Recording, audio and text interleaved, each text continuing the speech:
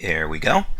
And you should be able to view my screen just by clicking on my name, and then there's a view stream button that you can hit, and you should be able to see Photoshop with a little green puppy dog.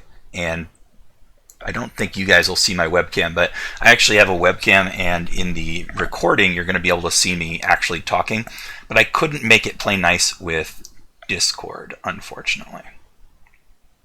Now I'm thinking about it, like I could make Discord view my OBS feed, but that's a little bit weird and I would be afraid to see if I broke something. Anyway, welcome you guys. This is going to be GAM5A, which is brand new listing replacing 80, which was our former sort of intro to Photoshop, intro to digital drawing and painting class. And this one is our introductory concept art course. So hopefully what you guys are expecting is to draw and paint and learn how to do production art, because that's what the focus of this class is. Does that sound about right? Yeah? Good. For those of you who maybe aren't as familiar with Discord, you are muted by default, which you can turn off at your leisure, but you won't be able to talk unless you configure your push to talk button. There is a pinned instructional image in the GAM5A concept art class that you can look at. Pins, by the way, I'm just going to put this on my screen. This will be so much easier to describe. Here is Discord, right? There's the stream running up there. If you look on the left-hand side, text channels, we can never talk in those, okay? Voice channels, this is where you join. You can also hang up by hitting disconnect. I had someone who had trouble with that yesterday. You can unmute yourself by hitting this button right here, mute or unmute, deafen or undeafen. All of the user settings are down in here. And if you click on that, go to keybinds, and then add a keybind, you can set your push to talk key. And the way that works is if I hold down the letter P, then I can talk, and if I'm not, then I can't talk. Although, because I'm the instructor, I don't have that permission, so I can just talk however I want. In this, the class channel right there, if you look up at the top, we've got pinned messages, and whenever I link you something that's very important, I'll put it in the pinned messages. Then you can find links to like Drawbox and Control Paint, which I'll talk about shortly. And then this image is the instructions on how to configure your push to talk. So you can find all the most important things up there, YouTube channel link, and then notification about when the class is meeting. Okay? That's all you really need to know about Discord. You don't even necessarily need to ever talk on here if you don't want to. You can ask questions through text, but I would prefer if we all use the same channel. So just use your class channel while we are connected to talk to me. Okay? Any questions pending before I get started? You guys are all good? Cool. So, GAM5A. Actually, I didn't hear from anyone. Let me make sure I'm still audible. All good here. All good, thank you. All right. So here is the syllabus for class. I didn't put the PDF yet because I'm stupid, but the course summary is this is the sort of thing we're going to do. We're going to learn how to draw digitally comfortably. We're going to learn how to paint digitally comfortably. We're going to learn how to do the various production art roles that involve 2D art, not 3D art. So we're not going to learn to 3D model or sculpt, but we are going to learn how to design things, how to paint backgrounds, how to paint textures, how to do a little bit of pixel art because it's so prevalent in game development, we might as well. And how to do a little bit of image manipulation too, because it's kind of uncomfortable to not know how to do that at all.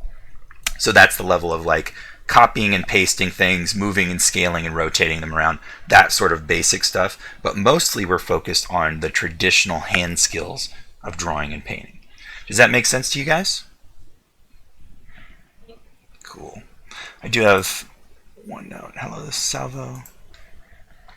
Online with interpreters. Let me talk to Salvo real quick.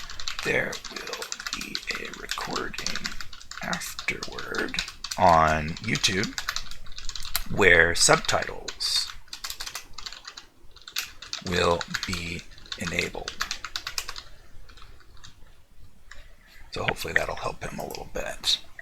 Do we see Salvo in here? I don't see. Oh, but we do have ALS interpreter in here, so they are probably listening and relaying information. Just let me know if there's a question or anything in text chat, and I will try to pause and handle that. Okay. So that's basically what we're going to be learning in this course. I did put already out, and just to make you aware on Canvas, the modules section is mostly where you're going to want to look for weekly assignments and activity. I have a bunch of modules already prepared down there, which I'm not going to show, but the week one has all of this, which is a couple of polls to find out when our best meeting times were. I'll explain why there was no meeting time listed in just a moment. And then some articles like hardware and software recommendations, as well as one assignment down here, our very first one. Okay. First, let's take a look at the technology poll, because I want to show you guys the results just so you can see where everybody's at with that. I wanted to know this in particular because you might not all have drawing equipment ready to go, and if you don't, oh crap, what are you going to do? You have to have some method of digitally drawing and painting for this course. It's really completely essential. We can't just do traditional drawing and painting to do production art. But you don't have to really be super comfortable with it yet, because this is how you get comfortable with that. If price point is an issue, there's lots of ways to get cheaper equipment. If it's not, I still wouldn't recommend going for the super deluxe model of anything unless you're very, very sure you're going to use it forever. But here's how it broke out. 75% of you already own one of these things, which is great. And then a few of you don't, and some of you don't and have not ordered one. You really, really need to. Read the hardware recommendation. Where did I go with that? Read the hardware recommendation article for detailed instructions on that. Or if you want to ask me questions specifically, then I'm happy to answer them. But you do need some method of digitally drawing and painting for this course. Okay, so a lot of you are set up. Let's go back there. But do you know how to use the drawing tablet comfortably? Half of you say no, which means we've got a bunch of people who have one and have no idea how to use it. Uh-oh. So we'll try to get you guys on your feet as quickly as possible. Do you have a drawing program installed? Yes, and I'm very comfortable with it. With 40%, 30% say yeah, but I'm new to it. So that's 70% that say yes in some way. And then the rest of you guys say no. Okay, so you do need to install some drawing programs as well, and I have a whole article about that. Photoshop should be free through the school, or at least discounted on Journey Ed, or because you have a Norco student email. Or you can always choose Krita, which is completely free, and honestly I prefer it most of the time anyway. I will demonstrate in both, so don't worry about that. Which one of these drawing programs have you used before? Lots of you have used Photoshop, a few Krita, a few Fire Alpaca. Fire Alpaca is fine, by the way. I'm just not going to instruct in it, so don't expect me to go through step-by-step in Fire Alpaca. Sai is also a really good alternative. It is not free, but it is very simple. GIMP I've never used, but it's good for image manipulation. Procreate is Mac only. ArtRage is far too expensive. Don't even worry about it if you're not using it. Sorry, my son is trying to break into the room, but I put weights in front of the door so he can't. He's 3. Let's see. How much drawing practice or instruction have you had? Some people said a lot. Most of you said a little. Not much. None. It doesn't really matter for this course. I'm going to give you lots of instruction, and the things that I'm going to ask of you are not impossible to do as a first-timer, but if you hope to have a career in concept art, you're going to need a lot of practice. It's just the way things are. And it takes a few years to get comfortable enough to draw and paint effectively enough to do a job. So don't rush it. Take the time it needs. Take a lot of different courses and you should be okay. I have a couple questions. Salvo's trying to connect. We can't figure out how to connect. Interpreter is in the chat, I think. Yes, interpreter is. You can hear me though, can't you? You may have to unmute yourself and also configure a push to talk key.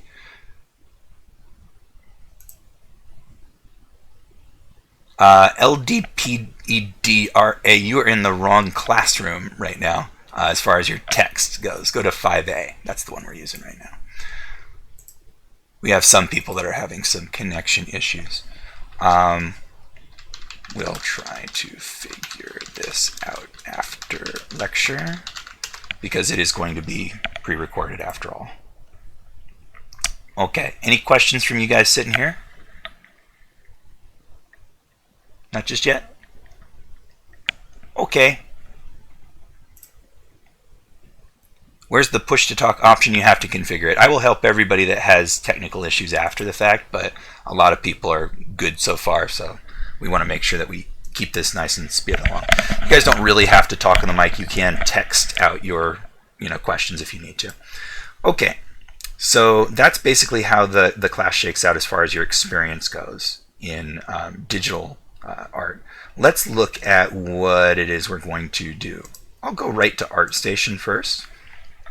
I didn't provide this as a link in your classroom just because this is a social media site. It's not really something that you're going to need, but it's a really great thing to know about because it's one of the more serious online portfolio sites where you can see lots of people who are very talented doing work like you are about to attempt.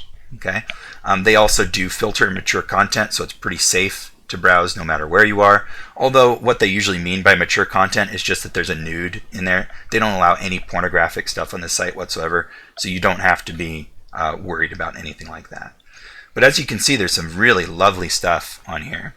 But better than that is that towards the top you can search, and you can also choose a category like concept art, and then see what is going on in the world of concept art right now as far as all of these latest submissions to the site. So concept art is kind of a catch-all term. Most people don't use it properly because they think that it means art for a video game or animation, and that's not really what concept art is. Okay? Concept art is supposed to be a blueprint or an idea or a first inspirational image before production art is made. Okay, so that's sort of like a rough sketch. Sometimes, let's see if this actually is concept art. This is a sketch. Nope, these are just drawings. So this is not concept art, and they've mislabeled that. Let's go to the Spyro one. That's probably more likely. This is concept art. Okay, Spyro is a 3D game, right? This painting is not the environment, but it was provided for the environment artists. So someone said, this is what the world should look like. This is about the size and scale of it. This is the mood that should be achieved with the atmosphere. And then a bunch of other artists took that and created actual 3D models with textures, with lighting, and put it in a game engine. That's what concept art is for. Okay? So we've got that going on for each one of these. And I don't know how closely this matches up to the final look of that game, but, it's just for inspiration anyway. So we got a bunch of them. Here's even a process demo down here. Let's see what else this guy has, because he actually had concept art after all. See if we can find anything a little bit earlier, as in sketches. It looks like his stuff is pretty polished. And we can see illustrator and concept artist at Quantic Dream and Activision, Paris, France. Okay, so that's who this guy is. Let's see what else we can find. I'm going to go back a couple. Looking for something that looks like it's at an earlier design stage, but not really getting much luck here. Although, oh wait, I think this one I remember from earlier. Okay, so this is a concept painting. This is more like what the game is going to look like. And then we've got some assets and top-down maps and some sketches. Okay.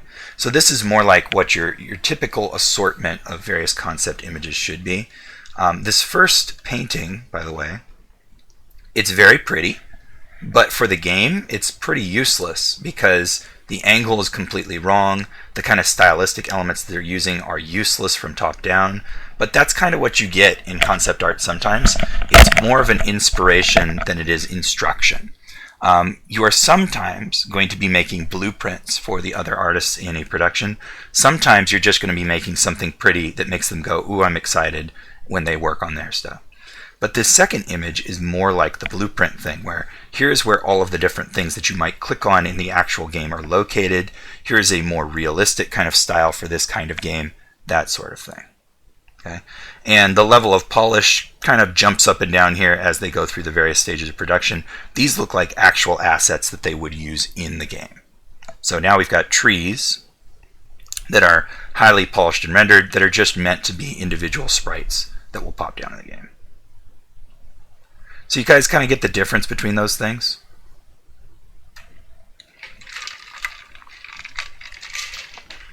Testing, testing. Anybody still hear me? Yeah, what's up? Hi. So you do get the difference between those things. Cool. Good. Glad to hear it. This even looks like a mock 3D image, this one right here, with maybe some of the earlier assets that someone has produced. Yes, just can't use mine. That's fine. As well as pencil sketching. Pencil sketching is one of the most important things for you to be able to learn in terms of ideation. Ideation is the process of coming up with concepts and then changing them little bit by little bit until you have a complete idea that you want to pursue. Okay? So it's like brainstorming along with sort of modifying and trying things out.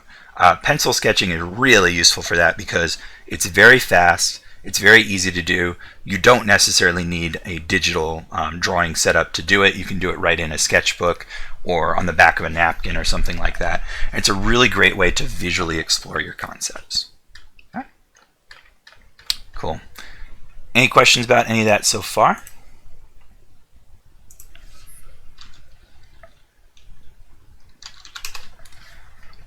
Salvo's saying pronto on canvas. What is pronto on canvas?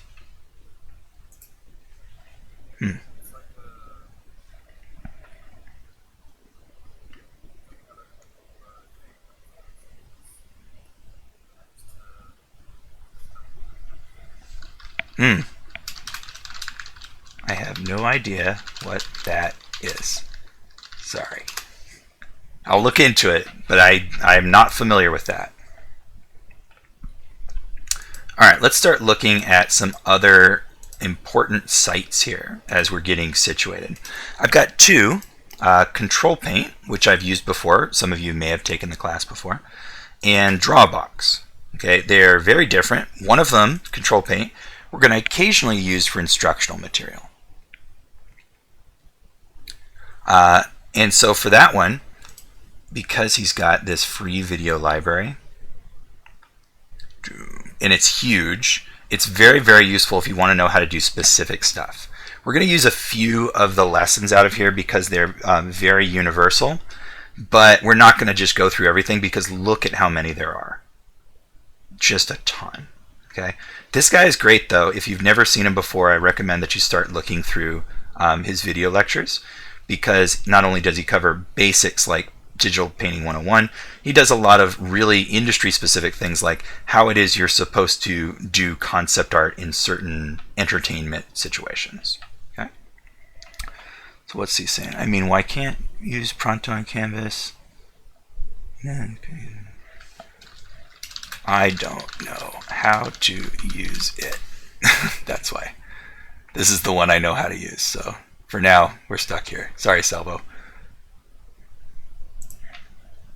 Okay. So if you're interested in getting some early instructional material, I would say start looking at this guy's videos because we're going to use some of them. In particular, the ones about basic painting technique I find to be really, really useful. And it's exactly what I was taught and exactly what I learned. So that's definitely going to be something that we're going to want to do. The other one, Drawbox, is more about just learning to draw at all. We are not going to follow any of his lessons, but he has some really good ones and some really great advice about learning to draw, period. So if some of you have never seriously tried to learn to draw, I recommend starting here because although his approach is very academic and stringent, it's extremely helpful and it covers all of the things that you would really want to learn, like getting comfortable with your drawing tools, being able to draw things quickly and from your imagination, making them convincing and three-dimensional, and he goes all the way up to fully drawing animals and people. So you can see on the right-hand side over here, the getting started stuff is all about tools and equipment. if you want to do that, go for it. But we're going to use digital equipment in our course. The lesson 1 is all about the basics of using lines and shape, and then it gets more and more complicated as you go on, to the point where it gets all the way up to full cars and buildings and animals and stuff.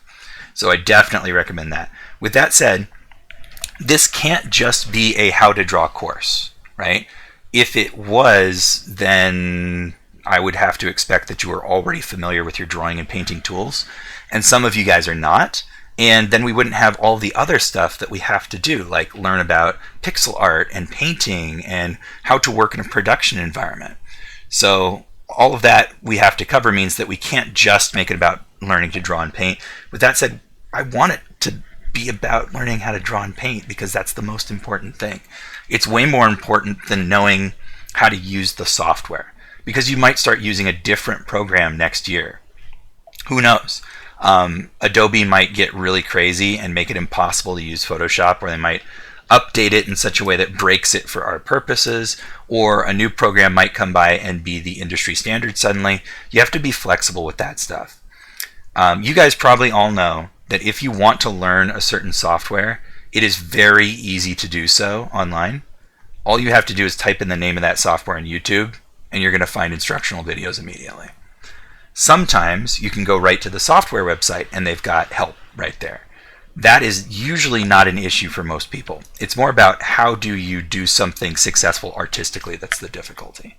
Okay, so that's the part that we're going to try to focus on primarily, although early on I'm going to try to help you guys get solid with your drawing tools as well. Any questions so far?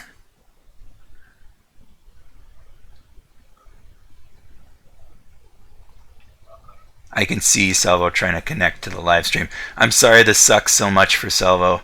It's going to be pre-recorded on YouTube, so yeah, sorry, it's such a pain. Okay, so everything's okay with you guys so far. Cool. Let's look at Canvas real quick. On Canvas, on the home page, I've got a bunch of buttons available here. Mostly just use the assignments one to see the different modules. I will check the discussion forums on here occasionally, but I'd prefer if you used Discord instead. We have a link to Discord. We've got a link to YouTube where all the videos are going to be archived. And I've got a Google Drive link here because when I tested how easy it was to access files straight off of Canvas, it was a nightmare, and their image storage is pathetically small.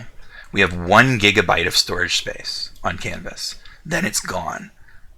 Your images within the first 2 or 3 assignments are probably going to be half of that.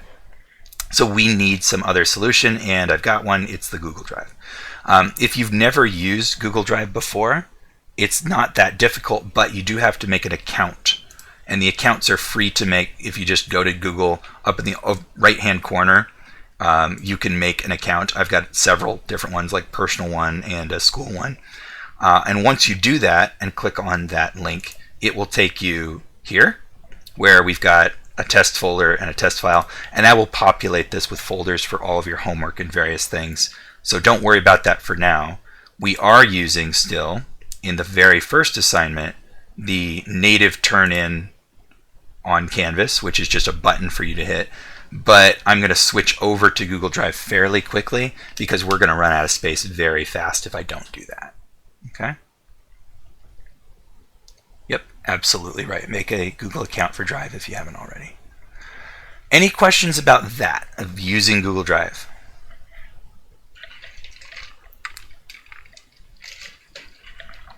No? You sure? Google Drive is awesome. Yes, it is. I have a quick question. For when we're submitting this first assignment, you just want us to do it on paper, take a picture of it, and send it to the Drive? Or? If you have no other option, do it on paper. If you got the option to do it with digital tools, do it with digital tools. Okay. Send images through Drive. You don't really send anything through Drive. It's more like it's just a big storage solution. It's like a big hard drive somewhere. But what I am going to have you guys do is I'll put homework folders up here, and then I'll have you guys drop all your work into each homework folder. And that means that I could also provide things on here for you to download, things that are maybe bigger than Canvas would allow. So it's really just like a shared hard drive. That's all. Very good. All right. Let's take a look at this first assignment really briefly and why I chose this. For one thing, knowing that some of you would not have digital drawing tools available, this assignment can be done on paper. And so that gives you a little bit of wiggle room while you try to get a digital drawing tablet set up. Okay? And I can help you out with that stuff. For another thing, this is a pretty fundamental exercise from Preston Blair's Cartoon Animation, which is a great book that I recommend you go here rather than actually look up or buy this book. Like, don't buy this book. This book is crap when it's sold because it is knockoff characters instead of the original ones. But here on Animation Resources, which is a site that I volunteer for, they have the old copyrighted characters that they can no longer sell. And it's much better instructional material, and there's many pages here if you really want to do it. But we're just going to do the first little bit. This first assignment out of this book is about head construction, and it's fundamental to all three-dimensional drawing, even though it's kind of old-fashioned and cartoony. If you want to draw really nice alien creatures, you need to know how to do this first.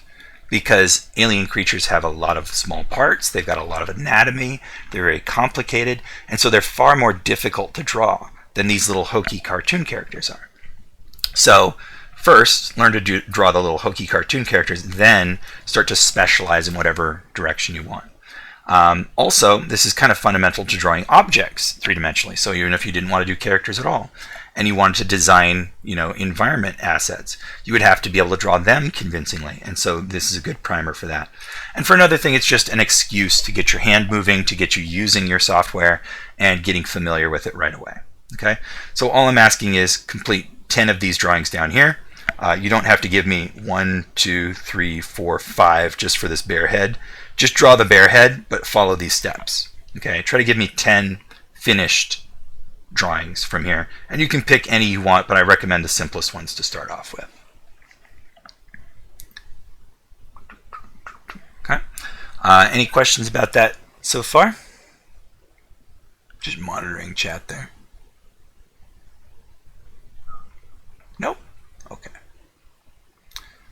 I keep saying that I've got unread stuff, but I'm in the channel with unread stuff, and it's like, I'm watching it. Chill out. Don't worry. Okay. All right, so what I recommend that you do is I recommend downloading this and opening it directly in your art program so you can draw right next to it if you're familiar with that.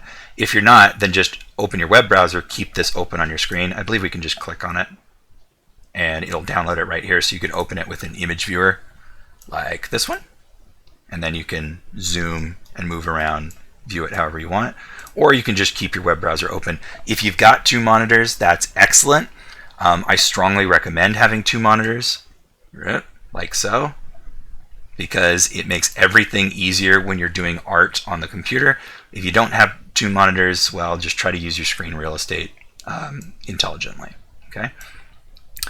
And I've got full instructions down here written out, an example that I did a long time ago. I've got many more examples if you'd like to see them. And then, of course, I'm going to demo everything that I lecture. Usually on the second day of the week, I'll focus more on question and answer, reviewing your work, and giving you specific pointers.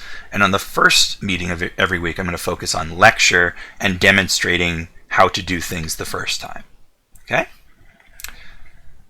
Cool? So basically, on Wednesday, basically the lectures, and then Friday is basically like critique. Yeah, critique, review, helping you to understand things that you didn't understand the first time, that sort of thing. Okay, cool. So, if there are no other questions, I've got Photoshop up here. Okay, and right now it's populated with stuff that I was working on earlier today, which I'll show off just briefly because it is concept art. And then I'll just open a new one and start drawing in there and show you around the software just a little bit. Okay. So, yeah, just recently in the last year, I worked on a small mobile game project with some former Norco students and teachers, and they needed an art director, and so I stepped in a little bit later in the project and started to help them out with that. And this is one of the design sheets that I'm putting together to throw up on ArtStation, where they had their original concept. Let me click in here. You're not going to let me zoom in? Okay, fine. They had their original concept here before I came on the project, and we turned it into all the rest of the stuff that you see here. You can see a lot of exploratory sketches, playing around with details and proportions, formalizing those proportions so that the rest of the artist can properly use them, exploring personality, like these ones down here, and then finally putting together a model sheet that shows how the character is actually constructed, and a final version of him as he appears in the game. So this one is how he would appear in like promotional material, potentially, and then this one down here is how he would appear in, I don't know why my color is gray right now, there we go. And then this one right here is how he appears in the final game, and each one of these parts is actually separate. So like his head is one graphic, and here, it's not letting me, there we go. Acting really weird. His head is one graphic, his eyeballs are another one, his ears are another one, his muzzle assembly is another one. And it's because a character in a game has to be animated, and it's easier to animate small pieces than it is to just change the entire drawing every single frame. In fact, if you did that most of the time, you would have such a large sprite sheet for your game that it would make it very difficult to download. And so there's reasons why we break it into pieces oftentimes, and 3D doesn't really have that issue, but 2D absolutely does. Here are some like personality drawings for like when you get killed in the game, it pops one of these up on the try again screen, that sort of thing. Let's see what else we've got. We've got splash screen, one of my students made. We've got some backgrounds. I haven't completed this one yet, but they started with this background up on the top. This was my color study, and then I need to actually go take screenshots from the Unity project to get the rest of the backgrounds. We've got one of the enemies broken up according to all of its assets down here, and animated. I'll probably get an animated GIF of it to throw in there. And then this was like my early exploration of what this enemy was going to look like, and luckily I had a pretty talented cartoonist who was working with us who made it cuter so that we could have a lot of nice personality. Okay? So this is the kind of thing that you would probably end up doing in concept. Alright, so I'm going to go ahead and just make a new file in Photoshop. I've got some preset things in here, but usually you could just choose US paper and just not worry about it too much to start off with. But I've got two presets I commonly use. One is 10 inches by 10 inches at, I think it's 300 dpi, and then a texture sheet, which is 2040 48 pixels square. Both of these are slightly different. They're similar in size. The default Photoshop size is 7 by 5 inches at 72, which is usually too small for really nice looking art. And so I pick one of these two typically. I'm just going to use the pixel based one and then say OK. And then we've got a basic background color, which I usually switch to something darker because it annoys me to look at a bright white screen all the time. And then set my foreground color to whatever I want to draw with, and pick a brush and draw. Okay? So, there we go. So, a lot of you have used drawing software before, at least you said that you had. And there are a couple of fundamental things which are universal amongst drawing softwares. One is that there's going to be some kind of toolbar, such as the one on the left here, and you're going to have somewhere in there a brush tool, maybe an eraser tool, or the eraser might be one of the brush tools, something like that. Probably going to have a bucket or some way of selecting things like this rectangular marquee and this movement tool. And they all do very similar things. So if you learn one software such as Photoshop or maybe Krita, you've basically learned half of all of the other ones. You just have to learn how it is they do things. Okay? Another concept is that you're oftentimes not only going to have a color picker like these over on the left, these two little color chips, but you're probably going to have the ability to switch between two different colors because that's fairly universal as well. Foreground color and background color they call it, or sometimes I'll just use it as like, this one's my highlight color, that one's my drawing color, so I draw something and then I can switch with a keyboard press and then point out something about it that I don't like, switch back, and then keep drawing again. So that's something that's fairly common. Another thing is a layer palette. So over on the far right hand side, we've got layers. Layers are a very important concept that you're going to need to become familiar with. We can sort of gloss over it today, but eventually that's going to be a pretty important concept, because if you draw something on a layer, and I'm just going to make my pencil really big and draw some obnoxiously dark thing. Okay. And then I have another layer, and I draw something like this. Whoop, switch my color, like that. This is on one layer. I can turn it on and off. I can also move it wherever I want on the screen, and I can also reorder them. So now that thing that I drew is behind this big dark shape, but I can still move it, and I can still draw on that layer. So if I get my brush back and draw some more, but oh no, where'd my brush stroke go? Well, it's behind that because I'm drawing on a lower layer. Okay, and I need to be able to solve that kind of problem fairly quickly, so that I'm not sitting here paralyzed constantly and thinking, oh no, what did I do wrong? What did I do? And wasting a whole bunch of time. I want to be able to understand what the cause and effect is for what I'm doing really quickly. So the solution here would be either to undo and switch to my other layer and draw on it, or make a brand new layer on top of everything and draw so that I've got the ability to move it around and adjust it, or switch my bottom layer back to my top layer. There we go. And then draw on it. 3 different ways that I could solve that problem really, really quickly, all of them slightly different.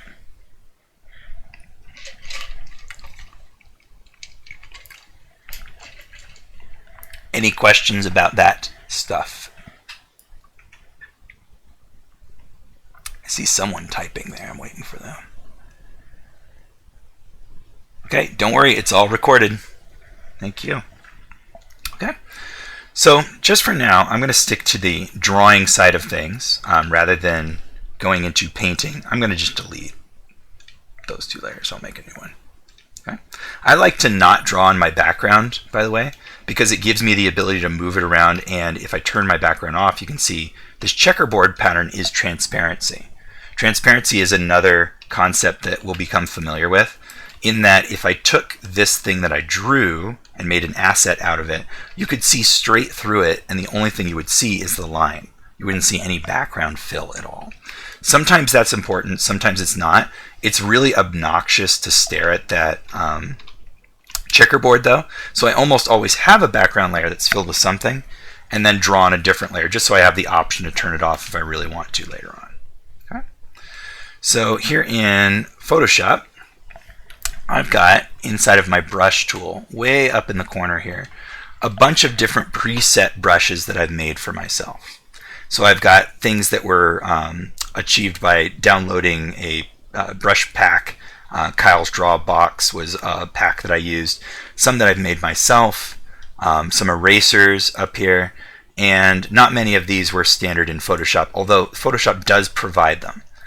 If I click here, next to this little number 9, there's a big library of pre-made brushes here. I think this is one I've loaded. Let's see if I can find the default one. I think either assorted brushes or basic brushes is like the default collection. It's going to be different depending on the version of Photoshop that you have. Let's just try assorted brushes, and I'll just say OK. Save changes? No. Okay, so I've got a bunch of really weird looking brushes here. Let's see what they do. Okay, that one draws circles. This one draws bigger circles. This one has a weird wiggly line kind of glyph to it. That one's kind of blurry. Here's a snowflake thing. And they're not really set up to do anything particularly nice or important. Like even this like snowflake one, if I single click, I kind of get snowflakes. If I drag, I just get a really weird looking line. Okay. Let's take a look through some of the other collections though. These collections can be found if you click on the little thumbnail preview. Come over to the right, there's an arrow. And then down here, there should be a bunch of different collections just already loaded into Photoshop for you. And basic brushes is probably the most useful one, although some of the natural brushes, dry media brushes, those are probably going to be useful in some way also. But let's look at basic, see what they give me. When this pops up, it says, replace current brushes with brushes from basic brushes. If you do that, all the ones you had are gone, and you'll only see that collection. If you hit append, it's going to add it into this collection. I don't really want to keep this collection, so I'm going to just say OK. There we go. Basic brushes. Okay, what do we got? A single pixel round brush. There it is. Little tiny line. Whew. This would be a punishing way to sketch and draw. To just have an on-off pixel. Really, that's more like pixel art, but if you look really close, it's blurry, so it wouldn't even make for very good pixel art. Likely that's not what you're going to want to do. I mean, look how sharp and precise. It's like drawing with a scalpel. Okay, I'm not going to want to do that. My other options here, they don't look much better. I'm going to pick like the 9 size brush. So it's a round brush. It's kind of big, kind of small. It's not really doing anything though. Notice as I'm drawing, I don't have any pressure control. Okay. There are a lot of brushes in Photoshop which are going to have native pressure control. So if you just plug in your tablet and draw with those brushes, it'll work.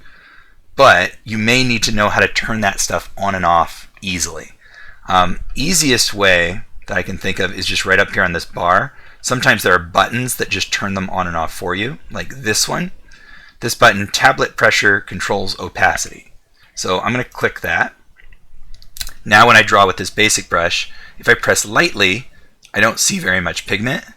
If I press heavily, I see more. If I press really heavily, then I get a completely opaque stroke. Okay? So I'm going to delete and make a new layer so I can demonstrate better.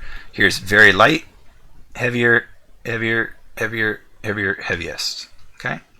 The size, though, is the same. Light stroke, darkest stroke. They're not any different. Okay, let's see what else options we got. We've got this one, tablet pressure control size. And we've got this one, enable airbrush mode. That just means that the longer you keep dragging the mouse around, the darker and darker it gets, if you want that. So I'm going to enable this one, which is the, if I mouse over it, tablet pressure control size. So now when I press lightly, not only do I get a light stroke, I also get a small stroke. And then if I press heavier, I get a darker and thicker stroke. Heavier than that, even bigger. And heaviest, I get a big, thick stroke just like I had before. Okay? Those are the things that you typically are going to want to turn on somehow. Okay?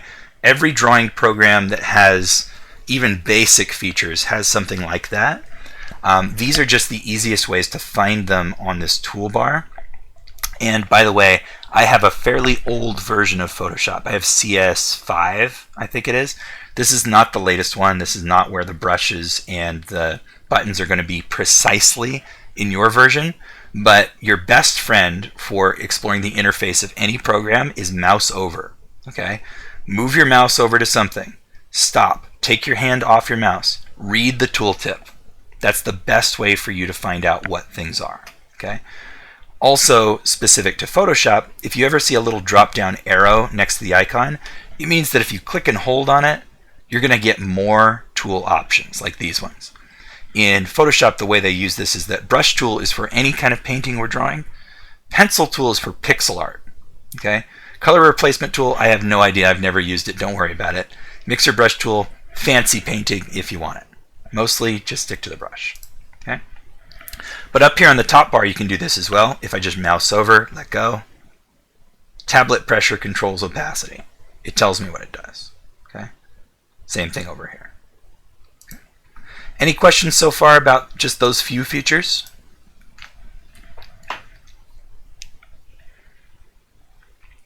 Are you sure? Yes. You are sure. Okay, Robert's sure. He's sure for all of you. He did it. So in this basic brushes, right, all I've got is a hard brush and a soft brush. Here's a little thing about Photoshop. It's ridiculously pedantic, and it's got a million ways to do everything, and we didn't need this menu at all. Okay? This menu is just these two sliders over here. That's all it is. So I don't have to pick any of these. I could pick any. 24 hard brush. Okay, fine. But if I draw with that, okay, that's what that looks like. Let me disable this just for a moment so you can see. That's what that looks like. If I come back in there and then I slide this to bigger, well, now my brush is bigger.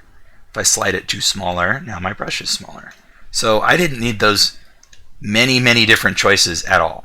Also, the second set where it's soft, that's this one. If I slide this to halfway, my brush is now a little blurry. I slide it all the way down. It's very, very blurry. Slide this up. Okay, now I've got an airbrush. So I didn't need any of those things. Why do you take the, what is he saying? Yeah, this is the same as GAM5A Salvo, and I believe you passed that class, so I'm not sure why you're here. So, sorry. You should not have to take this for any kind of requirement, and if someone told you you did, then you need to talk to James. Because you passed that class, and you shouldn't have to take this.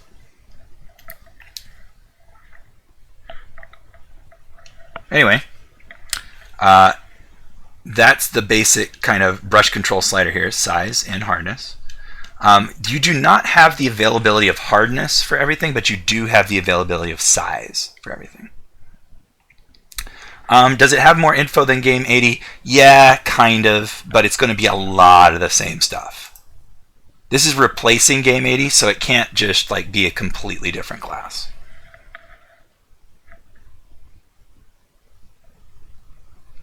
So, there you go. So you don't have hardness for most of these. That's going to be determined on the kind of brush profile that whoever made the brush made, but the size is always available. For Photoshop in particular, you can also use the keyboard shortcuts of the bracket keys right next to the letter P. So if I draw a little bit, hold down the left bracket, it gets smaller. Hold down the right one, it gets bigger. And there are other various ways, like, I don't remember all of them, but there's lots of different ways to keyboard shortcut and change the characteristics of your brush. Okay. So no questions so far? I'm going to erase all that. All right. Let's look at some other brush collections, just because this is kind of the important thing. I'm going to look at calligraphy brushes. Okay. Here you've got a few basic slanted shapes which give you a more interesting look. These can be useful. Okay. Some are big, some are small. We do actually apparently have control over the hardness for these because I think they're just made from that basic round shape, and we are always going to have size. We have some slightly different looking brushes. When you see in Photoshop an icon that looks kind of like this, it probably means that that's going to be a simulated brush. And so it's going to look kind of different when you put it on screen. You may see this little 3D preview, maybe not. And if you have tilt support in your brush, you're probably going to see that. I do not have tilt support on my device, and so it really doesn't matter if I use them or not. For the most part, I'd say they're a nice thought, but they're not very good, and I would just avoid them unless you really like to use the features that they provide. Okay. Let's go for the dry media brushes and see what we get. Some of these are the simulated brushes like these up here. That one's got a fancy texture. That one has a fancy texture as well. And then some of these are a little bit more basic seeming, but they've got more of a traditional kind of look to them. Okay. This can be really nice when you're painting. It's kind of punishing to paint without some kind of texture in the surface that you're painting on. And so having that texture added in can be a big help, especially if I were going to try to start blending colors. Then we're going to want to have some kind of texture so that we can see through to the other colors. This one isn't really blending very well because it's just a basic brush, but I could enable like opacity and flow, and then this would start to look a little bit nicer as I start to blend. And especially if I start sampling colors and moving the paint around, then I can start to do nicer painting effects. Okay. Okay. In here, I don't actually know what these are. These look way too basic. I think they're kind of a scratchy small brush or something. And let's take a look at natural brushes. No idea what that is. Okay, big old scratchy brush. tightly packed. Not sure. If you can't tell, I don't normally go through the brush library in Photoshop because I'll make my own brushes. I know how to do that. You can find tutorials on how to do that. Or I'll just download packs of brushes for free from people who know how to make them and did a good job. And you can find that pretty easily just for looking at them. But you don't often have to like browse through this library. Typically, you should do it a little bit, find some that you like, and then maybe stick with them.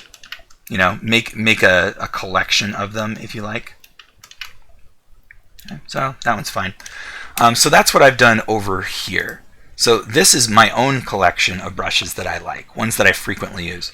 There are a couple kinds that you need to have access to in some way, and some of them are the basic ones that we've already looked at. So if I do like, let's do ink standard. What I've called ink standard is just a pressure controlled brush that is hard and has no fade whatsoever. Okay? So if I press light, I get a thin, sharp line. If I press heavy, I get a thicker, sharp line. Very, very simple. Okay? That's going to be just like a pressure-enabled basic brush. You're going to need something like that typically. Okay? These other ink brushes that I have provided for myself, that's just a way to make this ink line less perfect. So to demonstrate that, if I make an ink scratchy, then if you look, it's just kind of wobbly or not completely perfect because the brush is doing something as it's running along. Okay? Ink distressed, I think, has texture over the top of it as well. You can kind of see that. They're all very sharp though. And ink blotchy, same thing. It's got maybe more randomization. There's going to be some version of all of that stuff in every program that you use. So really just play around, see what you prefer, get comfortable with it. You generally only have to be able to draw without it being 100% opacity. You probably want something that simulates like a number 2 pencil or like a light pencil and a dark pencil. Probably going to need something for ink, and then painting requires a couple more different tools. Let's see, what about these Kyle drawing box things? I forget. Animator pencil is what this one is called. What does it do? Very, very light, and when I press, it gets very heavy, but also scratchy. So it's kind of pleasant to draw with. Feels like almost like a crayon or like pastel a little bit, maybe like a marker somewhat. This second one I think was just a modification I made so that I could fill in darker areas. Just a larger version of it. I've got an ink. He calls that Mr. Natural. Very sharp line, but it's also got texture to it, and when it goes big, it goes very, very big. I tend to not use that because it's too unwieldy for me, but I could see how it would be appealing to someone. Pastel. Kind of like that. So that's one particular kind of effect that you can get. Then I've got what I call markers. For me, a marker is a fairly sharp brush that has pressure-based opacity.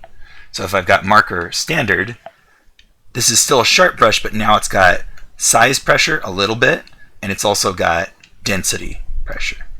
So very simple still, but this is better for very rough kind of concept sketches, like if you want to build something up a little bit and not have it be super, super harsh so that you can still fill in areas darker and lighter and blend colors just a little bit. So if I say, oh, you know what, I like that, but I actually want it to be yellow on that side, then I can build up a new layer of effect on the side. I'll make like a little highlight right there, but this side over here, I'm going to sample that color, fill it in with this orangish yellow.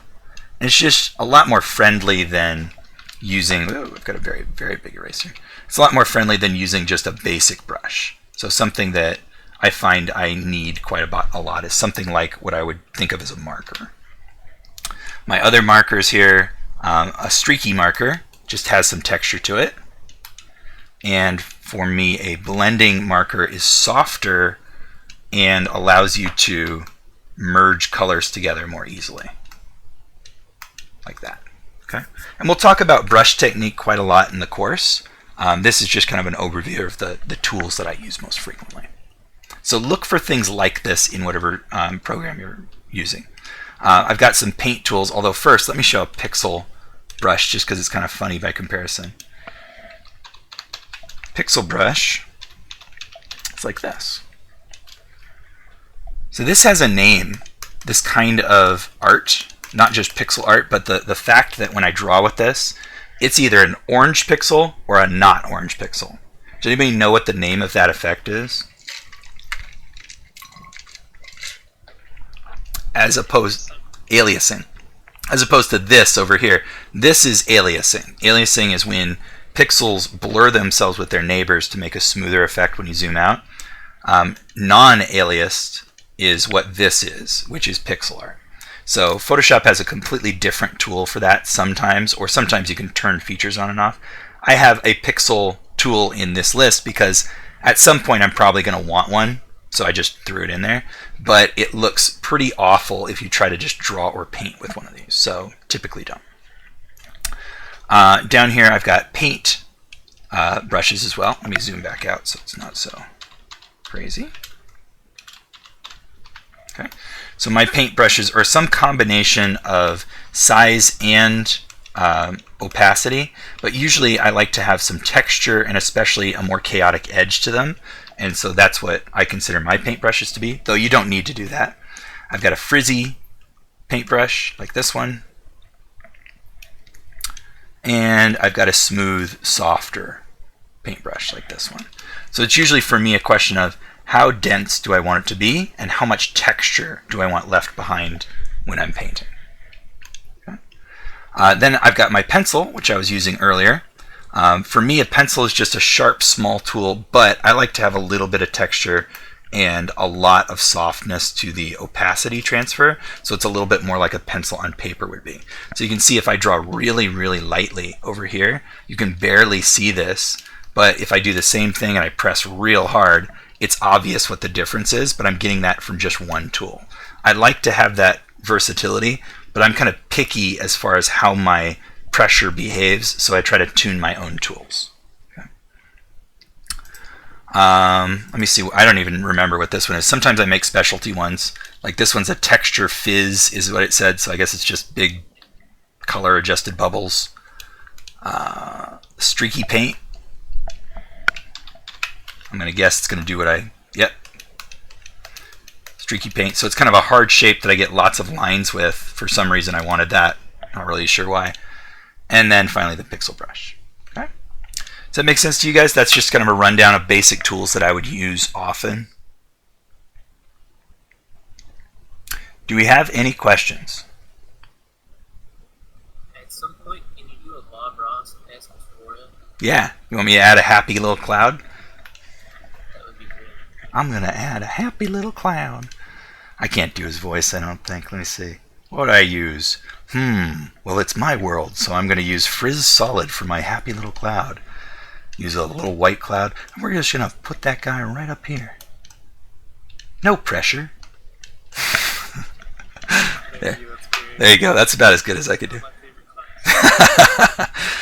So if I get like a big afro to wear, then it'll be perfect.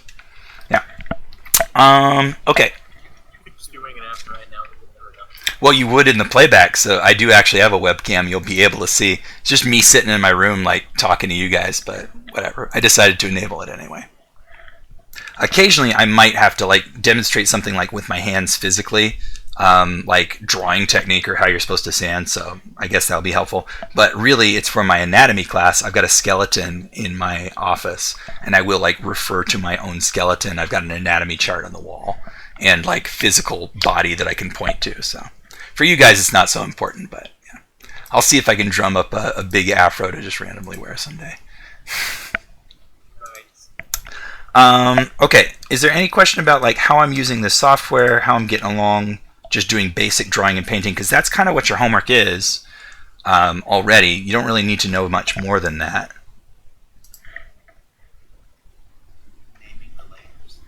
If you want to. I mean, my go-to for how-to anything is either click on it or right-click on it.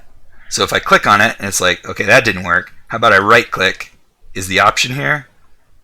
Rename? I actually don't see the option here, but I happen to know in layer properties, it's in there. So in layer properties, there it is. We could rename it.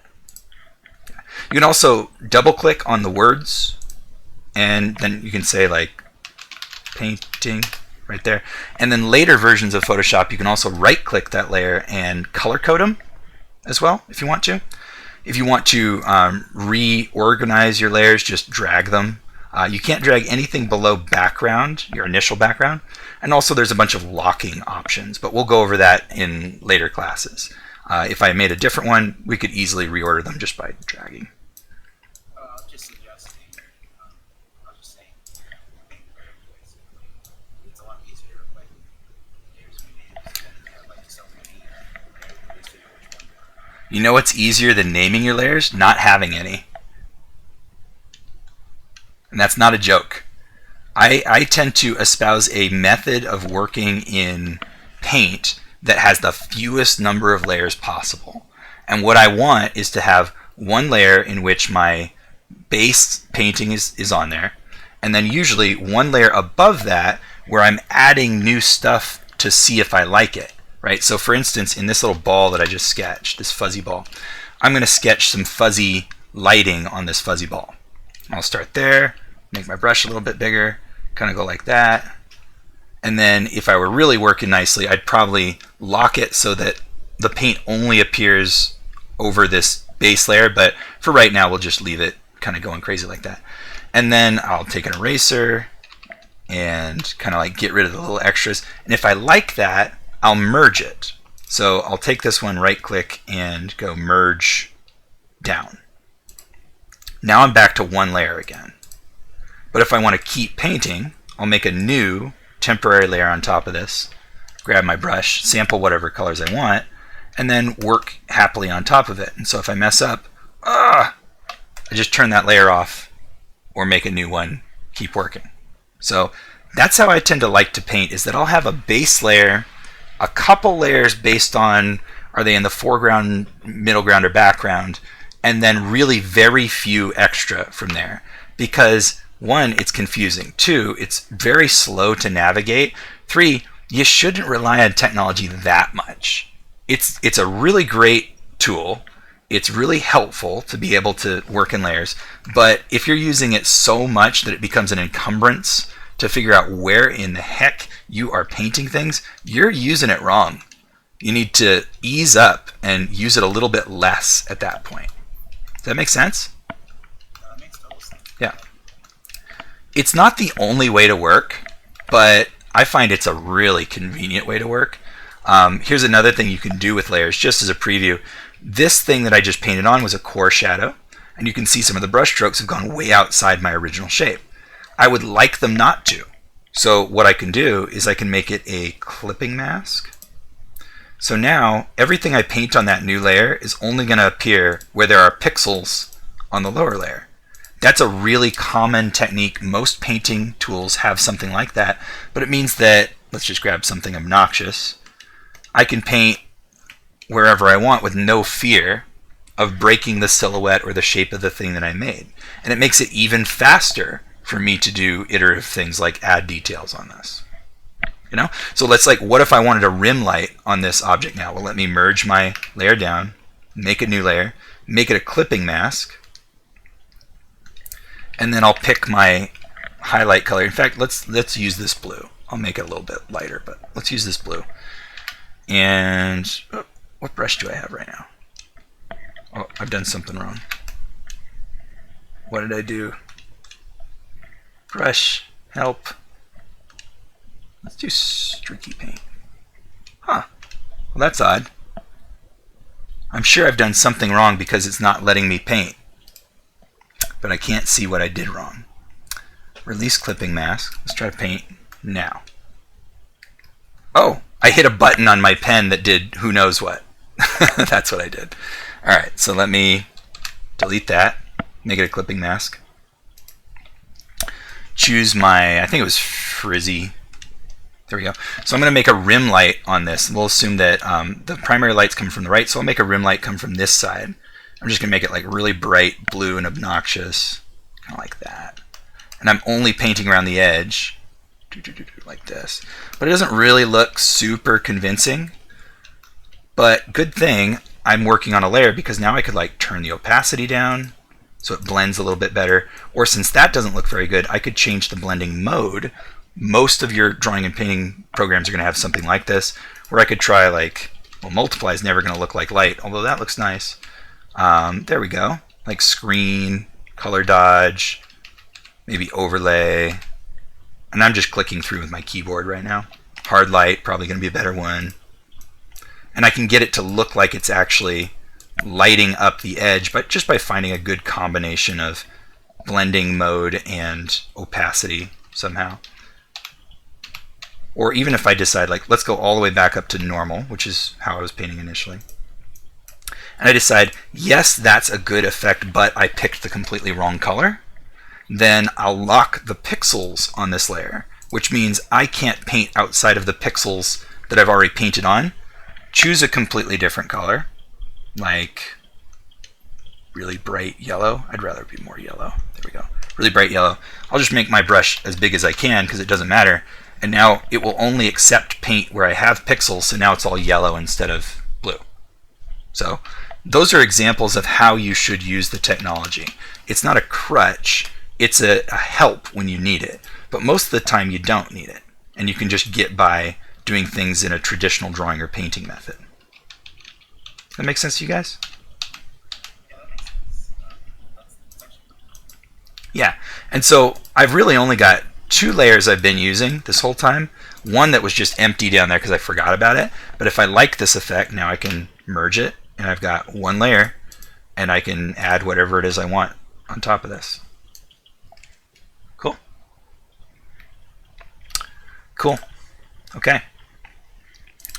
Do you guys want me to demonstrate anything else, or is that enough for now? I could also open up Krita and show you how I use that the same way. Or do you want me to actually demonstrate the assignment, like drawing those bear heads?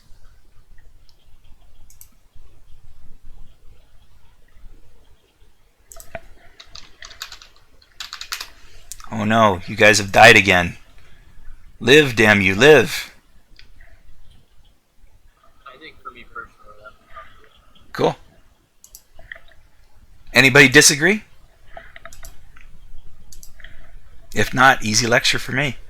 I go play video games. Like to see Krita? Okay.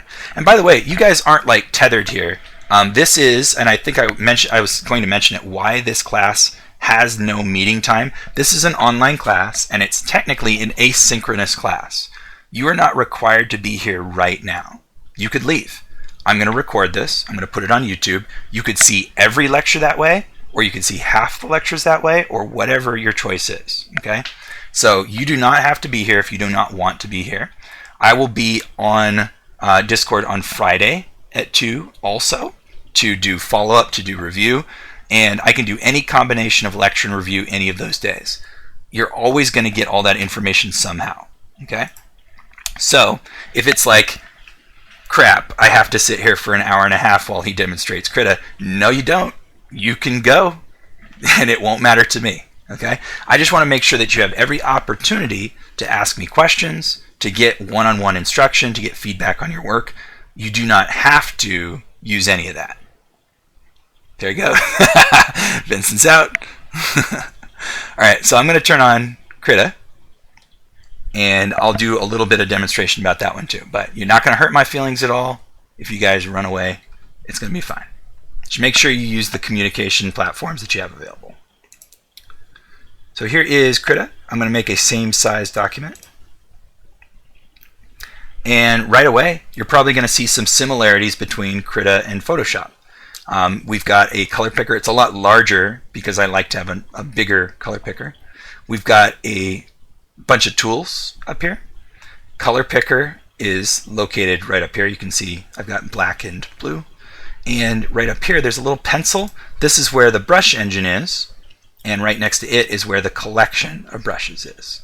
I actually have a collection of brushes showing on the lower left down here because I really want my interface to be set up the way that I want it. But I think Yeah, here we go. Workspace is over on the far right hand side. I could switch it to default, and this is how Krita looks when you just kind of fire it up for the first time. So brushes over on the right, layers on the right, color picker in the upper right, tools on the left. Not really all that different. I'll switch it back to, which one was it? Was I in Big Paint? Paint 2? Crap, I don't remember. Draw. Probably Draw. That one looks right. Okay. So we've got a layer stack on the right hand side. We've got blending modes right here above it, just like we did in Photoshop. And opacity is a slider for whatever selected layer you've got. And these buttons on the right are the pixel locking.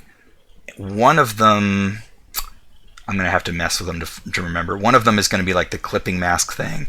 And then this is visibility on the left. So if I'm drawing on layer 1, I've got a brush. I'll pick a paintbrush. Got black. Drawing.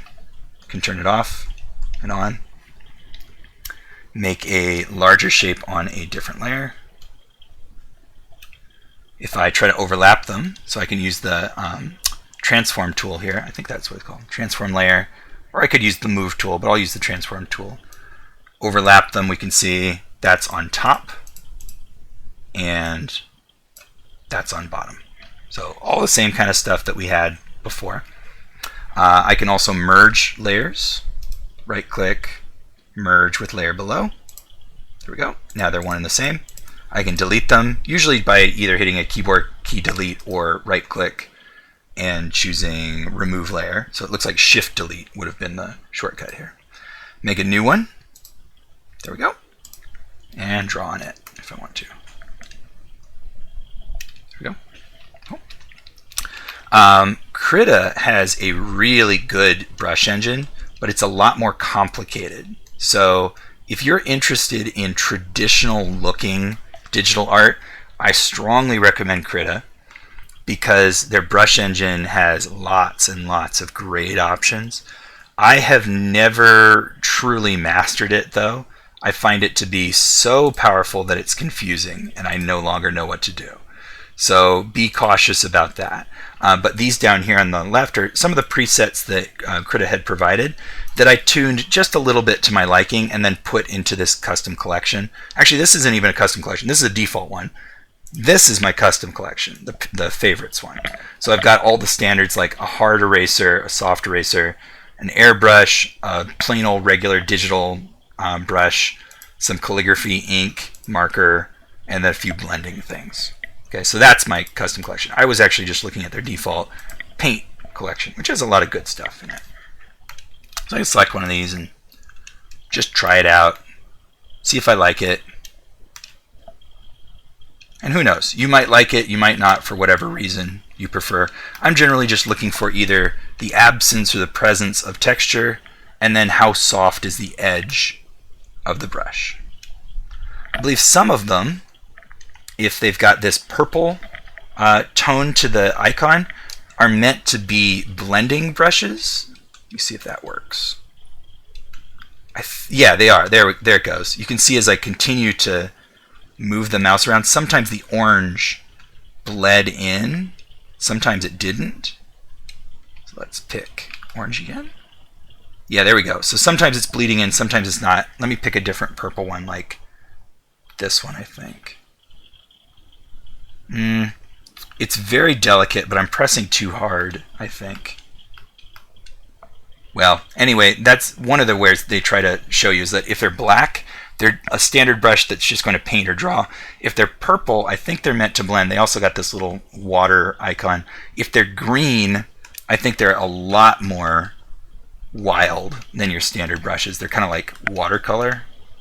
And then these ones which are white, I think they actually don't distribute pigment at all. They only blend. So this Q-tip doesn't put down the yellow color that I've got. It's just blending. Same thing with like this one. So let's see. Make it a little bit bigger. There we go. So now it's just softening the colors that are on the canvas already. So those are kind of nice. And they've got a whole bunch of different kinds besides those. Any questions about that? You guys good? Okay. So to demonstrate the same sort of thing that I did in the last one, let me paint this ball a little bit. I'm just erasing all the other stuff around it before I do anything to it. I would treat this as my base layer and then pick some kind of brush. We'll just use the one that I've got selected here. If I want to paint all in one layer, I could just immediately lock the transparency and now just change my colors and paint whatever I want, and I can never go outside this ball, so I never have to worry about it. Usually sample a few colors, go back and forth a little bit. That's one way to paint. You don't ever need to use a second layer. Sometimes you can just get away with one. Okay. I really don't like this brush very much though. Let's see, let's try this one. How's this one? A little bit better. Okay. Or let's just fill this in with solid middle orange. I'll unlock that layer. I'll make a layer above, and then in Krita it's slightly different to get a clipping mask. If I right click, let's see, I think you have to add a transparency mask is how to do the same thing that I was doing before. So no, that didn't work. Okay, no, a transparency mask is a different thing. I have to add a filter mask local selection. I feel like maybe I'm doing this wrong. Maybe I have to select both of them. It's down here as well. Filter mask, colorize mask, transforms mask. I thought it was transparency mask.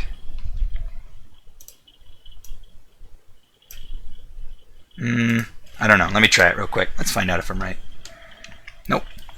If I convert this one, convert to transparency mask. Ooh. Well, that worked, but it didn't do what I expected. Okay, I don't remember. I know there's a way to do it, but for some reason, I'm messing it up right now. Pretty sure, though. What was it? Was it this little A? Inherit alpha? Didn't work? Okay, I don't know. I'm going to have to look it up to figure it out, but it shouldn't be too hard because I know it's one of these two. It's either add or convert, or it might be group. Oh, you know what? It's group. Quick clipping group. There it is. Okay, so now if I take this layer and put it in the quick clipping group, there it is. Okay, so this A has to be toggled on when it's in the quick clipping group, but the bottom layer is the one that determines what the transparency is for the whole group. So now I've got layer 4 with this stripe. This mask layer that they made automatically, I could set it to like blue. And then if I try to move it, that should have worked. Oh wait, it did work. Just the preview shows the whole blotch until I hit enter. There we go. So both those layers are able to move around. Let's just try the move tool, see if it does. Oh, the move tool is a bit better. Okay. So that was, one more time, I had my basic layer, and then I right-clicked, and I needed to add a group, a quick clipping group, and that's the one. The other one, transparency mask, that's a different thing. Photoshop also has that. We do need to use that sometimes. So sorry, that was a little bit confusing. So now that means that on this layer, if I choose, well, I guess this brush is going to be okay. If I choose a brush like this one, oh, there we go. Make it a little bit bigger. Then I can draw and paint right on top of this, get it the way I would like it to. That. Still probably need to pick a different brush, but this will do. And then maybe add coarse shadow to that. This is a very wild brush. Woo. Okay, so I could merge all that stuff together. I think I can just do it by merging the group and have one layer remaining, paint on top or behind that now. Or I could just merge the layers one at a time.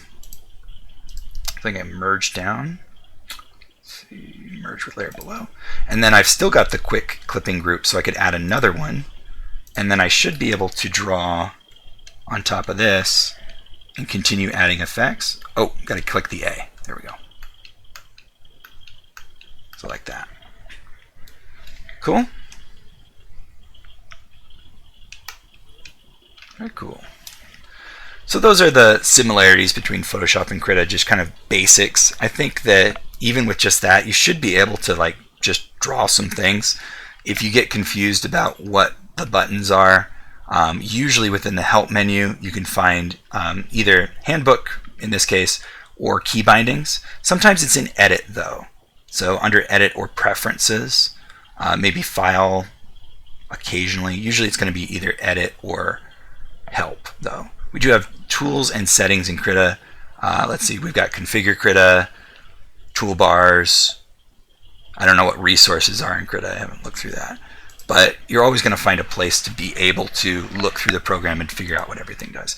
Not to mention that usually the keyboard shortcut is displayed for anything that you mouse over.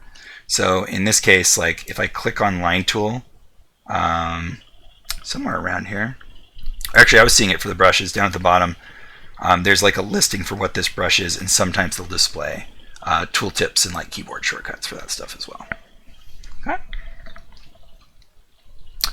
Do you guys have any other questions? Anything that you need me to cover immediately so that you can get started on your homework assignment? Not at the moment? All right, I'm going to stop for now. On Thursday, I'll definitely specifically demonstrate the homework assignment, but if you guys are good and ready to start out, go for it, and I'll just help anybody who needs any technology help setting up Discord or figuring out how to use Google Drive or whatever. All right, cool. Well, thank you guys. Have a good rest of your week until Friday, and I will see you at 2 if you're going to attend. Okay, bye-bye.